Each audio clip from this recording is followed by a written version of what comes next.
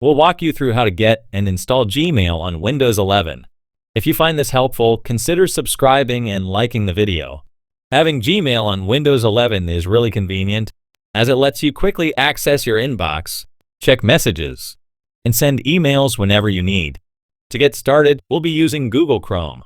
You can follow similar steps in other browsers, but Chrome makes it easiest to go step by step, so make sure you have it installed and open.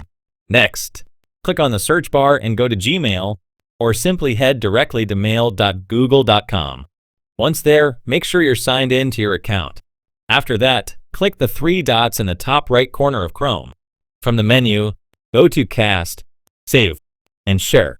Then select Install Page as App. A pop-up will appear, just click Install.